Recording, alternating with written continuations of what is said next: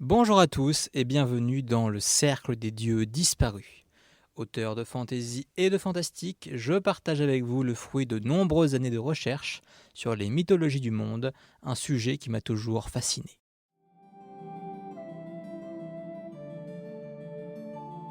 Bonjour à tous. Pour poursuivre et finir la liste des divinités scandinaves, je vous propose de recommencer avec un dieu qui n'aura certainement jamais le prix de camaraderie. Njord, dieu Van de la mer et des vents, vivant désormais à Asgard, frère et parrain de Nertus, protecteur des pêcheurs. Il est symbole de fertilité mais a un horrible caractère irascible et destructeur. Il conçut des enfants avec sa sœur, Freyr et Freya, mais il se sépara d'elle pour aller à Asgard. Par la suite, il épousa Skadi, mais leur couple ne dura pas. De nombreux navires sont construits dans les chantiers attenant à sa demeure en bordure d'Asgard. Nertus, déesse vanne de la fertilité du sol, sœur et parraine de Njord. Durant ces fêtes, nul n'a le droit de se battre ni d'employer un objet en fer. Les As étant contre les unions incestueuses, cela n'a pas empêché Odin de violer sa fille Brunhilde. Elle n'eut pas le droit de suivre son époux Njord chez les As. Son char est tiré par des génisses. Freyr, dieu vanne de la fertilité commandant à la météo, fils de Njord et de Nertus, frère jumeau et parrain de Freya. Il a été envoyé chez les As pour signer la paix et règne maintenant sur l'Alfheim. Réputé pour sa beauté, il a un bateau géant magique, Skidbladnir, ayant toujours un vent favorable dans ses voiles et capable de rétrécir. Il est accompagné d'un sanglier à la crinière d'or brillante, capable de courir durant des jours aussi bien sur terre que sur mer, Gulinbursti.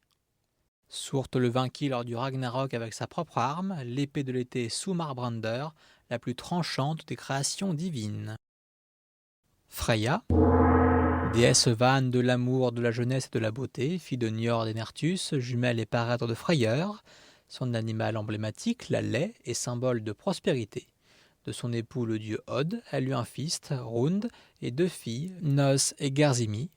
Elle règne sur Folkvanger, l'autre séjour des âmes nobles avec le Valhalla, dans son palais féerique, Sesrumnir. Elle est par certains aspects associée au feu domestique. D'ailleurs, elle possède un collier en or et ambre, le collier des Brenzingar, empli de magie du feu, qui suscite un irrépressible désir envers celle le portant. La légende selon laquelle elle aurait couché avec des nains en échange de bijoux est apocryphe, répandue par les chrétiens pour la discréditer, car les Scandinaves continuaient à la vénérer à la place de la Vierge Marie. Son char est tiré par des chats géants proches des lynx.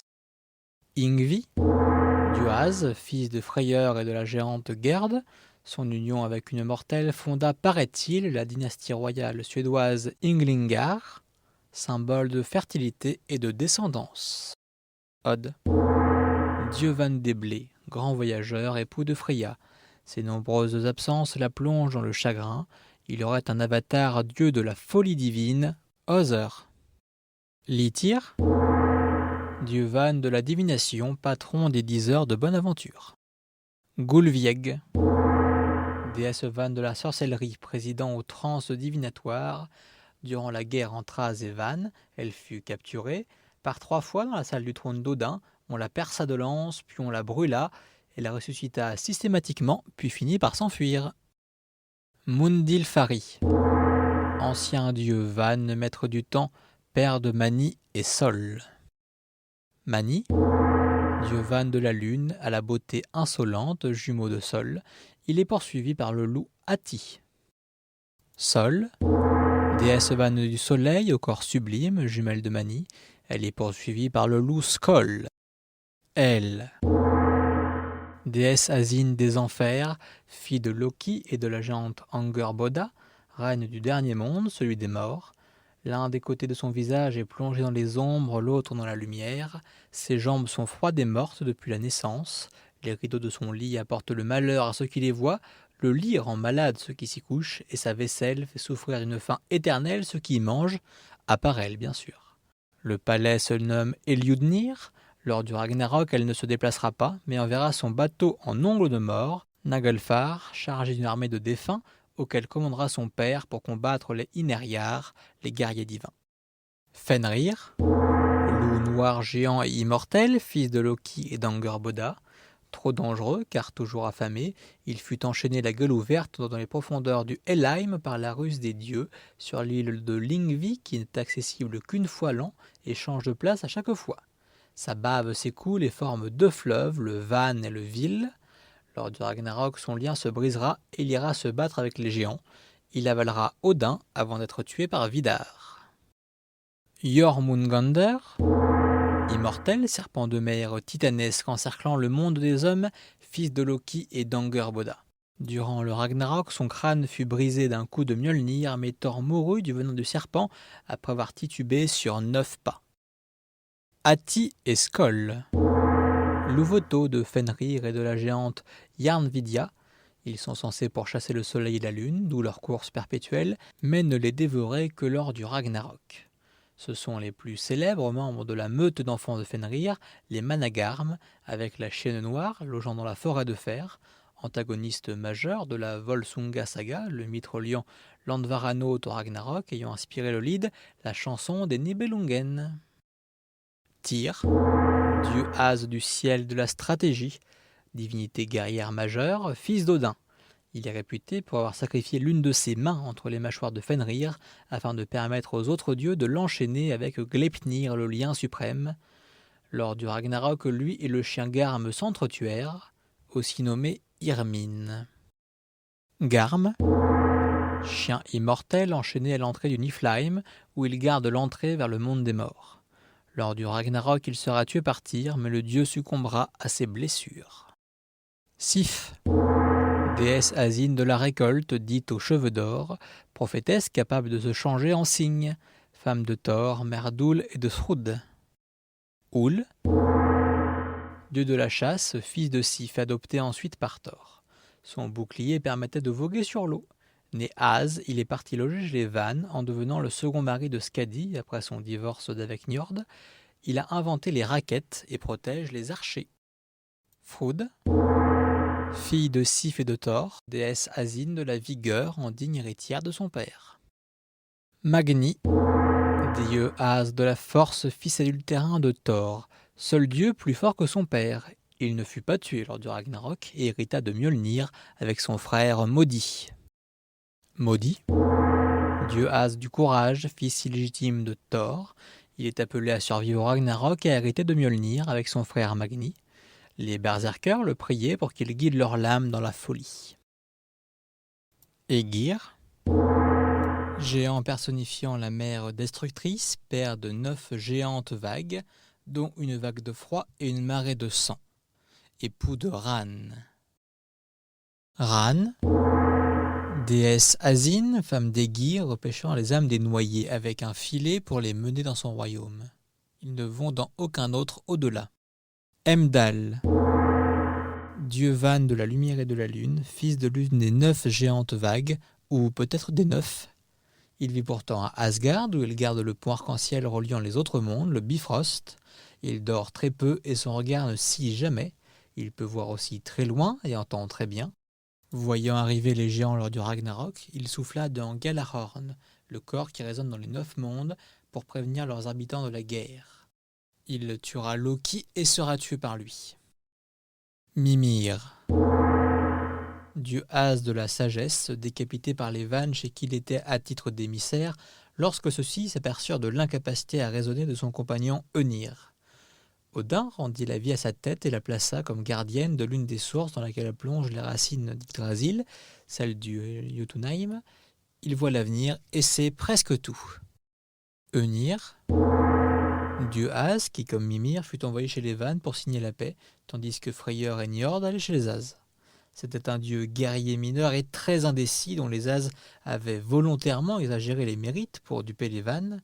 Ceux-ci, après avoir découvert qu'Önir était incapable de penser sans l'aide de Mimir, décapitèrent Mimir et renvoyèrent sa tête. On ne sait pas ce qu'il advint de Önir. Seming, déesse asine des sports d'été, mère de Nanna et Vigrid, épouse de Nep. Nanna, déesse asine du courage ou de la joie et de la paix, il y a 2 mythes différents. C'est la fille de Nep et de Seming, l'épouse de Balder. Elle est censée mourir de chagrin à la perte de son époux. Forseti, dieu As de la justice et de la réconciliation, fils de Balder et de Nanna. Son palais aux piliers d'or rouge et aux toits d'argent, Glitnirl, où vivait aussi Balder, est un lieu central où se règlent tous les conflits du monde divin. Il privilégie néanmoins la médiation aux sanctions. Zin, déesse Azin, fille de Forseti, elle garde la porte du palais Glitnirl, ne laissant entrer que ceux le méritant. Lors d'un procès, elle peut aussi se faire avocate en cas de fausse accusation. Un proverbe dit « Zin s'avance quand un homme nie ». Vigrid, dieu As des histoires vraies, mari de Saga, fils de Nep et de Seming. Saga, déesse Azine des contes et légendes, fille d'Odin, femme de Vigrid. Siofn, déesse Azine de l'amour et de la passion. Vor, déesse Azine de la sagesse, connue aussi pour sa curiosité. Elle est si fine d'esprit que nul ne peut rien lui cacher, en faisant indirectement une déesse gardienne des secrets. Var, probablement une assistante de Frigg, déesse Azine de la conscience, des serments échangés au sein du couple. Elle est terrible envers ceux qui manquent à leur parole. Aera, déesse mineure de la guérison au service de Freya, gardienne du mont Lifia où poussent toutes les herbes médicinales. Njorun, dieu As des montagnes, mari de Bertha. Bertha, déesse Azine de la neige, femme de Njorun. Elle s'occupe des âmes des enfants ayant péri par le froid.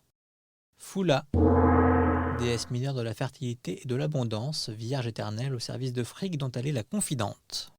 Snotra, déesse Azine de la prudence et du contrôle de soi, au service de Frigg. Lyn, déesse au service de Frigg, chargée d'écouter les prières et d'en référer à sa maîtresse. Lofn, déesse Azine des amours perdus ou illégitimes au service de Frigg, elle est très souvent priée. Parfois, ses plaidoiries arrivent à convaincre Frigg de bénir un couple. Les Alkis, dieux jumeaux incarnant le renouveau, un culte de fécondité lié à la force chtonienne, prié seulement dans une région précise de l'actuelle Silésie. Volund, dieu forgeron, mais qui est souvent oublié au détriment des nains, aide à contrôler le feu domestique. Prier Loki pour cela ne serait pas une très bonne idée. Gvasir, dieu de la diplomatie, traité de paix vivant, créé par les As et les Vannes pour célébrer leur armistice. Il fut tué par deux nains qui fabriquèrent l'hydromel poétique avec son sang. Gefjon, déesse vanne du labour et de l'abondance, vénérée plus tôt par les peuples germaniques. Skadi, géante fille de Thiazi, tuée par les dieux. Sa fille vint demander réparation à Asgard. On lui permit entre autres de choisir un époux divin, Njord, ce qui la consacra déesse de l'hiver et de la chasse. Elle en divorça puis se remaria avec Ul. Elle vit dans la forteresse de Trimheimer, la maison du tonnerre, au Niflheim. Associée aux montagnes car inventrice du ski, de son nom fut construit le mot Scandinavie. Elle semble dériver d'une entité archaïque vénérée par les Samis. Surt, seigneur des géants du feu, gardant l'entrée du Muspelheim avec son épée enflammée plus brillante que le soleil. Lors du Ragnarok, il détruisait le Bifrost en voulant monter dessus et tua Freyr avec sa propre épée qu'il avait volée auparavant. Andvari, roi des Nibelungen, il avait un immense trésor, mais Loki le captura et le força à lui remettre en échange de sa liberté, afin de dédommager le géant Reidmar. Furieux, le nain jeta un maléfice à son anneau, connu depuis sous le nom d'Andvarnot, et déclencha ainsi le long déclin jusqu'au Ragnarok. Utgard Loki, roi des Jötnar, le plus puissant sorcier de la mythologie nordique, n'a rien à voir avec le fameux Loki, le géant divinisé. Reidmar, géant noble qui était installé sur Midgard avec ses trois fils. Quand Odin et Loki tuèrent accidentellement son benjamin, il réclama un dédommagement et cela les conduisit à détrousser Andvari de son trésor et surtout de son anneau maudit. Reidmar en fut la première victime, tué par son fils aîné Fafnir. Il revint hanter son cadet sous la forme d'un Draugr, un zombie. Fafnir, fils aîné de Reidmar, il succomba à la convoitise de Landvarnot et tua son père pour récupérer le trésor. Afin de ne pas partager avec Regin, il se changea en dragon et l'emmena au loin, mais ayant passé trop de temps sous cette forme, ne put redevenir comme avant. Il fut tué par le héros Siegfried. Regin, fils cadet de Reidmar, faible et chétif. Il ne put rien faire pour empêcher Fafnir de s'enfuir avec le trésor, mais des années plus tard, crut tenir sa revanche en entraînant Siegfried à tuer le dragon. Le jeune homme obtempéra, puis, ayant appris de la gueule de son ennemi que Regin voulait garder le trésor à son seul profit, le tua à son tour. Auteur Benjamin de Redmar, tué par accident alors qu'il pêchait sous forme de loutre. Sa mort déclencha la Volsunga saga jusqu'au Ragnarok. Les Nornes. Fileuses du destin, équivalent des moires grecques, elles sont Urd, Skuld et Verdande, 3 puissantes Jotnar résidant près du puits d'Urd. Elles doivent en arroser les racines d'Yggdrasil afin de le préserver de la pourriture. Désolé si cet épisode était un petit peu plus long que les autres, je devais terminer la liste des figures mythologiques scandinaves, qui ne sont pas toutes des dieux, comme vous l'avez vu. À partir de la semaine prochaine, nous irons au Japon. Vous pouvez retrouver certains de ces dieux dans ma série Les Chroniques du Nouveau Monde. Elle retrace les aventures d'une jeune celte autour du monde, à la rencontre d'une quinzaine de cultes polythéistes. Durant mes recherches, j'ai comparé plusieurs sources, quand cela était possible, et j'ai dû faire des choix, donc je ne prétends pas détenir la vérité sur les dieux que je vous ai présentés. Certains points ne seront sans doute jamais tranchés avec certitude. Si cet épisode vous a plu, n'hésitez pas à mettre une note et à le partager. À la semaine prochaine!